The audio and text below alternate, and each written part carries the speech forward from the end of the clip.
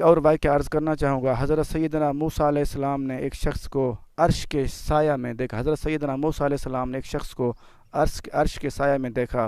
اللہ تعالیٰ سے عرض کی، یا اللہ تعالیٰ اس کو کیا درجہ، کیا اتنا کیوں درجہ دیا گیا، اس سے کیا عمل کرتا ہے؟ تو اللہ تعالیٰ نے فرمایا، اے موسیٰ علیہ السلام، یہ 3 عملوں کی وجہ سے یہ ملا ہے۔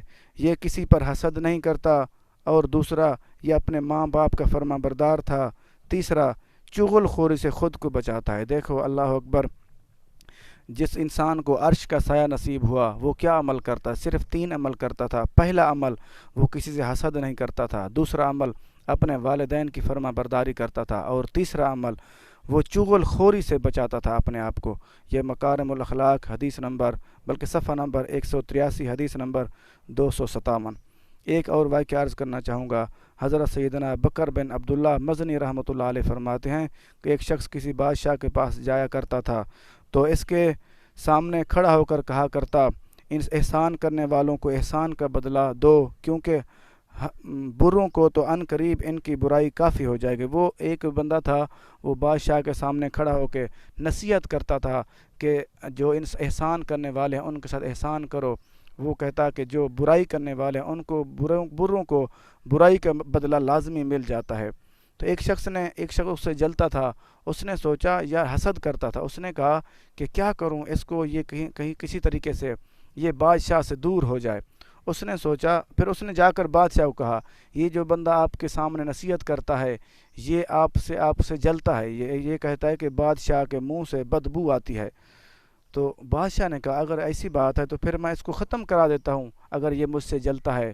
تو بادشاہ نے کیا کہا، بادشاہ نے ایک دن اسے بلایا اور اپنے ہاتھ سے خط لکھ کے دیا کسی کسائی اس نے کہا کہ اس نے لکھا کیا، اس نے یہ لکھا کہ یہ جو بندہ آپ کے پاس میں بھیج رہا ہوں، جیسے آپ کے پاس آئے اس کو ذبح کر کے یہ اس کی کھال میں بھوسا بھر کے یہ میری طرف بھیج دینا۔ تو اس نے بادشاہ نے خود لکھا۔ اور ایک عادت تھی بادشاہ کی، جب وہ کسی انعام دینے کی بات کرتا یا کوئی انعام دیتا کسی کو، وہ اپنے ہاتھ سے وہ خط لکھتا۔ اگر کوئی چیز کسی کو سزا دینی ہوتی وہ کسی سے لکھوا لیتا۔ وہ شخص جو حسد کرنے والا تھا وہ دیکھ رہا تھا، اس نے سوچا کوئی اس کو بادشاہ انعام دے رہا ہے۔ اس نے جب وہ بادشاہ سے وہ رکا خط لے کے جانے لگا، وہ حسد کرنے والے بندے نے کہا، یہ مجھے دے دے، میں لے کے جاتا ہوں۔ اس نے کہا چلو ٹھیک ہے۔ پہلے اس نے کہا کہ بادشاہ نے مجھے حکم دیا میں دے کے دوں۔ اس نے کہا نہیں، اس نے سوچا کوئی انعام ہوگا اس میں۔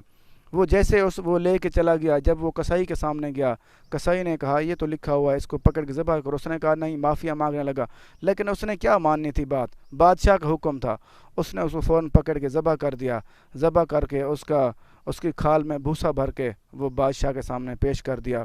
جب صبح ہوئی تو جیسے وہ ٹائم پہ اصلاح کرنے والا آتا تھا، وہ صبح آ گیا وہ فوراً، تو وہ آ کر باتیں بتانے لگا، احسان کرنے والوں کے ساتھ احسان کرو، جو برائی کرے گا اس کو برائی کا بدلہ ضرور مل جائے گا۔ بادشاہ حیران ہوا، اس نے کہا میں نے تو اس کو یہ رکا لکھ کے دیا تھا، یہ پتہ نہیں آج دوبارہ آ گیا ہے۔ پھر بادشاہ نے اس کو بلا کے پوچھا کہ کل میں نے آپ کو رکا دیا تھا وہ کہاں چلا گیا، وہ میں نے آپ کو چٹھی دی تھی۔ تو اس نے کہا کہ وہ جو فلاں بندہ تھا کہ اس نے لے کے وہ چلا گیا۔ پھر بادشاہ نے کہا اس نے مجھے یہی بات کی تھی کہ آپ کے منہ سے بو آتی ہے۔ پھر ہاں جب وہ بادشاہ کو ملنے کے لیے آیا تو اس نے اس کو کچے پیاز کھلا دیے تھے، وہ اس نے اپنے منہ پہ کپڑا دیا تو بادشاہ کو شک ہوا۔ پھر بادشاہ نے وہ خط لکھ کے دیا۔ تو پھر اس نے پوچھا بادشاہ نے کہ کیا بات تھی؟ اس نے تو مجھے یہی بات کی تھی۔